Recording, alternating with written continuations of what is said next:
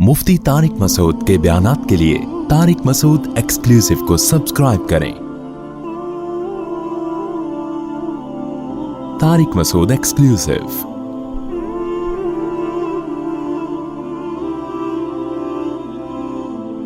अच्छा, मैं एक बात भी लोगों से कहता हूँ, कुछ चीज़ें दीन की गैरत से उनका ताल्लुक है, उनमें आपने अखलाक का मुजाहरा किया तो लोगों की नज़र में उस जुर्म की अहमियत ख़त्म। अक्सर लोग 3-3 तलाक़ें दे के आज बीवियों को रख लेते हैं। मैं लोगों से कहता हूँ इनका बाइकआउट करो। एक दफ़ा मोहब्बत से समझाओ, अलहदगी इख्तियार करो, भाई हराम है बीवी। दूसरी दफ़ा समझाओ, तीसरी दफ़ा समझाओ, उसके बाद पूरा ख़ानदान इनका मुआशी बाइकआउट करे, भाई अब हमारे घर नहीं आना। क्योंकि अगर इस चीज़ को मुआशरे ने बर्दाश्त कर लिया, ये हरामकारी हमारा मुआशरा कबूल कर लेगा। तलाक़ें भी दे के रखेंगे, अल्फाज की वैल्यू ख़त्म हो जाएगी।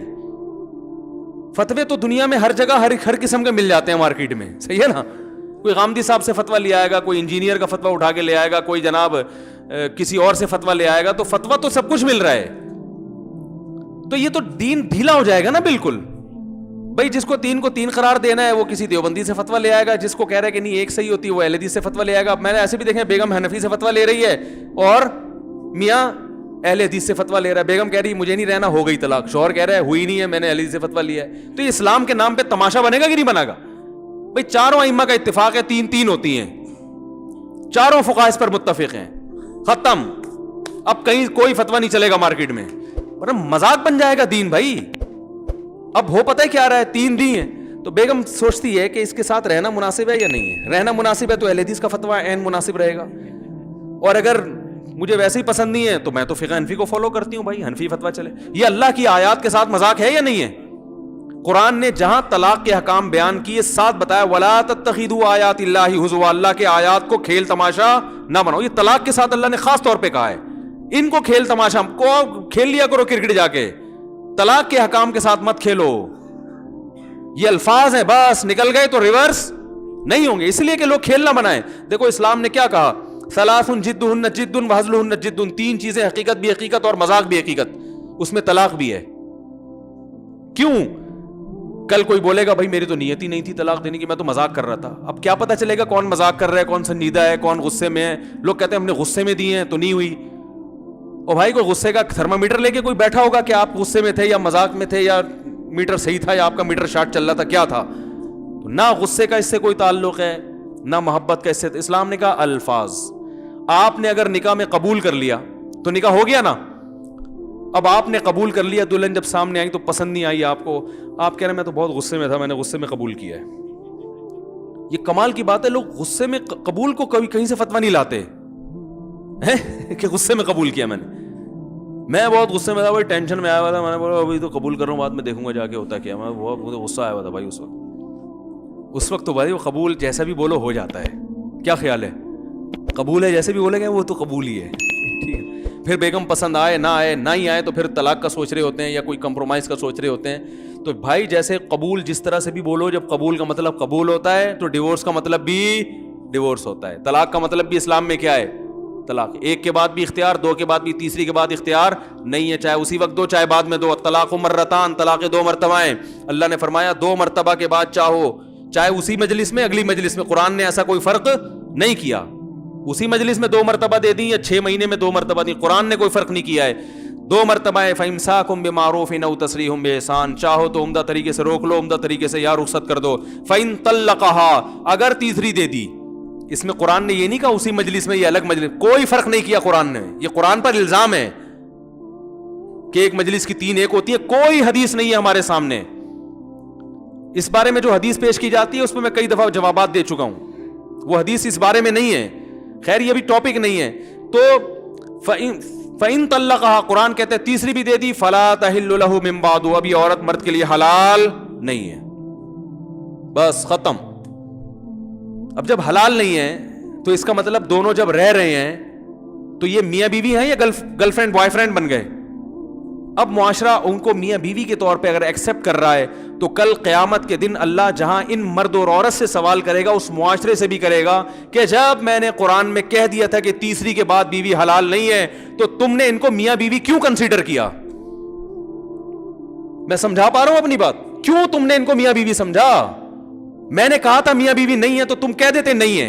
آپ گرل فرینڈ بوائے فرینڈ ہو سکتے ہیں, میاں بیوی نہیں ہے. تو جب طلاق کے بعد کوئی فتویٰ لا کے رہتا ہے تو لوگ اس سے ایز اے میاں بیوی ہی ڈیل کر رہے ہوتے ہیں. آپ کی وائف, آپ کے ہسبینڈ, بھائی میں نہیں بولوں گا آپ کی وائف, آپ کے ہسبینڈ. قرآن نے پابندی جہاں آپ پہ لگائی ہے مجھ پہ بھی لگائی ہے کہ میں آپ کو ہسبینڈ وائف نہیں کنسیڈر کروں گا. لیکن لوگ کہتے ہیں اخلاق, اصل میں ایکچولی اگر یہ ہمارا رویہ رہا تو ایکچولی وہ تو دین سے اور دور ہو جائیں گے, بھاڑ میں جائیں, دین سے دور ہو جائیں, مرتد ہو جائیں, کافر ہو جائیں, کوئی غرض. پہلے اسلام کو بچانا ہے, اس کے ایمان کے چکر میں اسلام کے احکام ہی چینج ہونا, کیونکہ آج اس کو ایکسیپٹ کر لیا, کل محلے میں کوئی اور طلاقیں دے گا, وہ کہے گا یار جب اس کو محلے والوں نے ایکسیپٹ کیا تو میں نے بھی دے دی, تو کیا ہو گیا, مجھے بھی قبول کرو. حضرت عمر رضی اللہ تعالیٰ عنہ کے دور میں ایک بادشاہ نے اسلام قبول کیا, اس سے کوئی غلطی ہوئی, پتہ نہیں کسی کو مار دیا تھا, کیا کیا تھا, تو حضرت عمر نے کہا بھائی دیت لیں گے. اس نے کہا میں بادشاہ, یار مجھ سے سزا. فرمایا وہ تو لیں گے. اس نے کہا میں اسلام چھوڑ کے بھاگ گیا, وہ ٹھیک ہے نا, مرتد ہو گیا.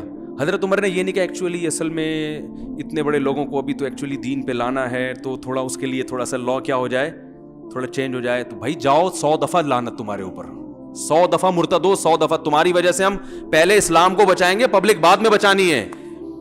ہم قادیانیوں سے نہیں کہتے بدتمیزی کرو, بد اخلاقی کرو, لیکن زیادہ دوستیاں بھی مت لگاؤ, کیونکہ اگر آپ نے ان کو معاشرے میں ایکسیپٹ کر لیا تو اس کا مطلب یہ بھی ایک اختلافی مسئلہ ہے کہ وہ کہتے ہیں کہ آخری نبی نہیں, ہم کہتے ہیں ایکچولی یہ تو ایک چھوٹا سا کیا ہے. او بھائی نبی کی نبوت پہ ڈاکہ ڈال دیا ان لوگوں نے. وہ اپنے آپ کو کہیں مسلمان نہیں ہیں, پھر ٹھیک ہے ہم ان کو گلے لگانے کے لیے تیار ہیں, جہاں دنیا میں اتنے مذہب ہیں اور بھی ہیں. لیکن آپ دیکھو عیسائیوں کو ہم گلے لگاتے ہیں کیونکہ وہ اپنے مذہب کو اسلام نہیں کہتے, ٹھیک ہے نا. ہندو کو ہم گلے لگا سکتے ہیں کیونکہ وہ اپنے مذہب کو اسلام نہیں کہتے. قادیانی کو ہم گلے نہیں لگاتے, ہم کہتے ہیں تم اپنے مذہب کو اسلام کہتے ہو جو کہ نہیں ہے, تو اس سے اسلام خلط ملط ہو رہا ہے. غیر مسلم جب اسلام کی طرف آئے گا تو اسے پتہ نہیں چلے گا یہ والا یا وہ والا. آپ اپنے اوپر سے اسلام کا لیبل ہٹا لو, ہم قادیانی کو بھی گلے لگانے کے لیے تیار ہیں, کیونکہ اسلام میں محمد صلی اللہ علیہ وسلم کا لایا و دین معتبر ہے. مرزا غلام احمد کی اسلام میں کوئی ویلیو نہیں ہے, کوئی ویلیو نہیں ہے, اس کی کوئی حیثیت نہیں ہے. وہ جھوٹا ہے, کذاب ہے, دجال ہے, وہ جہنمی ہے, جہنم کی آگ. تو آپ اس کو ایز اے نبی کیسے مان سکتے ہو بھائی؟ تو ہم یہ کہتے ہیں بھائی جہاں دنیا میں ہزاروں لوگوں کے جھوٹے خدا اور ہزاروں کے جھوٹے پیغمبر ہیں تو آپ کا بھی ایک ہوگا, لیکن وہ پھر اپنے آپ کو مسلمان نہیں کہتے, آپ بھی اپنے آپ کو مسلمان مت کہو. تبھی علماء کہتے ہیں بھائی قادیانیوں کو گلے لگانے کی اجازت, ہاں تبلیغ کے لیے کوئی لگا رہا ہو الگ بات ہے, ویسے اجازت نہیں ہے. جب امید نہیں ہے ان کے اسلام کی تو بالکل بائیکاٹ. میں نہیں کہہ رہا لڑیں, بدتمیزی کریں, نہ لڑیں گے نہ محبت کریں گے. تو طلاقیں دے کے کسی نے بیوی کو رکھا ہوا ہے, بھائی جان آپ کی زندگی الگ, آپ ہمارے خاندان سے بولو نا دور, الگ رہو جا, ہم آپ کو ایکسیپٹ نہیں کر سکتے. قرآن کہہ رہا ہے اگر تیسری دے دی فلا تحل له من بعد حتى تنكح زوجا غيره. یہاں فوراً لوگ کہتے ہیں اچھا یہ حلالہ کروا رہے ہیں, 3 طلاقوں کو 3 کروا کے کیا کروا رہے ہیں, حلالے کا راستہ کھول رہے ہیں. یہ حلالے کا راستہ ہم نہیں کھول رہے, قرآن نے کھولا ہے. قرآن نے کہا اگر تیسری طلاق مرد نے دے دی ہے تو عورت پہلے شوہر کے پاس نہیں آ سکتی جب تک کہ وہ کسی اور مرد سے نکاح نہ کر لے, اور پھر وہ اس کو اگر طلاق دیتا ہے تو فلا جناح علیہما, پھر کوئی گناہ نہیں ہے پرانے میاں میں اور اس عورت میں کہ وہ دوبارہ نکاح کر لیں. تو قرآن کے الفاظ ہیں, میں سمجھا پا رہا ہوں اپنی بات.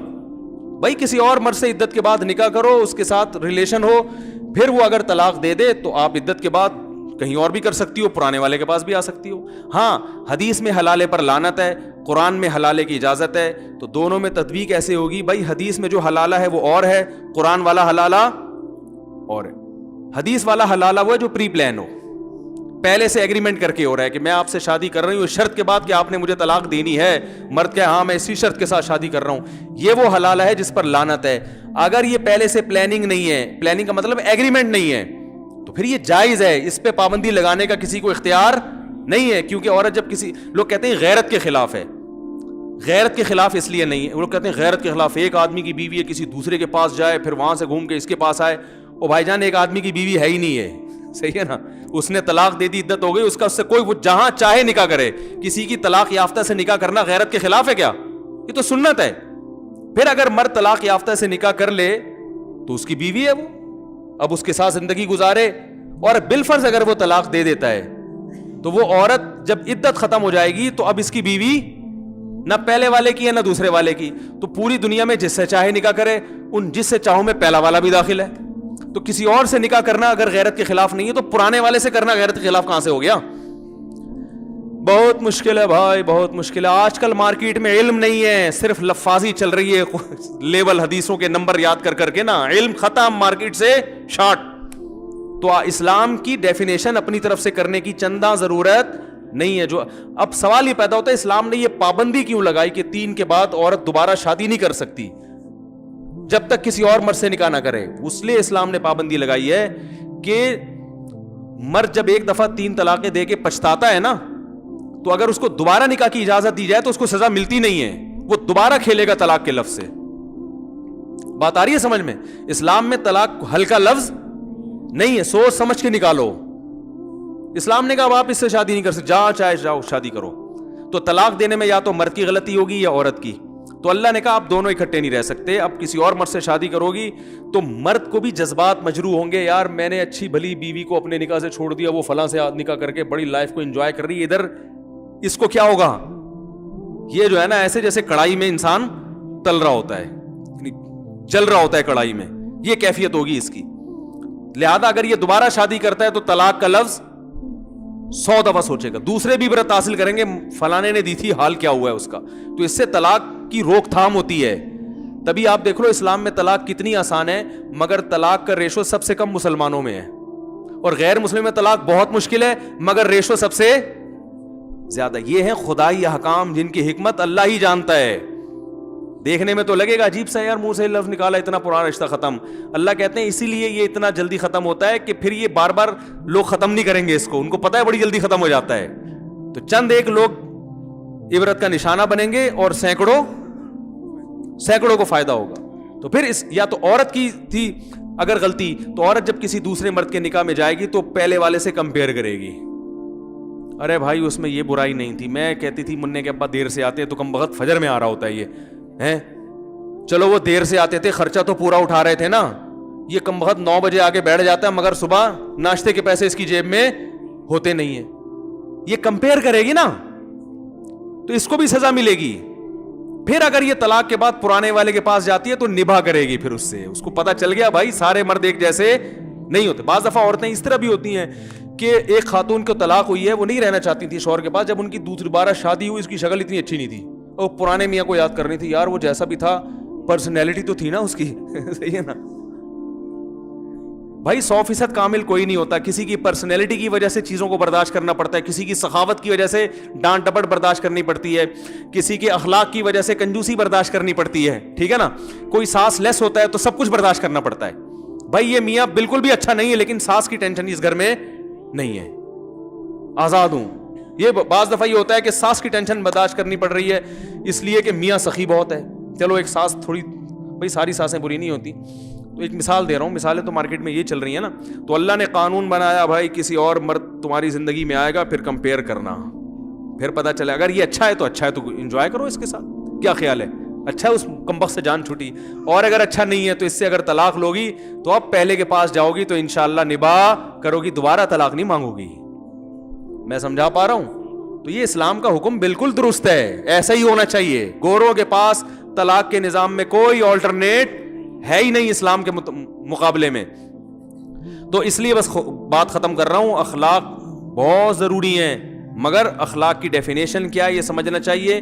تو اسلام نے بھی سزا دی ہے, 3 کے بعد پابندی لگا دی, اور یہ بھی تو ایک ظلم کیا نا بظاہر. وہ مرد بھی رو رہا ہوتا ہے, یار میں دے کے پچھتا رہا ہوں, عورت بھی رو رہی ہوتی ہے. اسلام کہ رونے دو لیکن دونوں کو ملنے نہیں دینا, ان کو سزا ملے گی, ان کو دیکھ کر سینکڑوں لوگ عبرت حاصل کریں گے.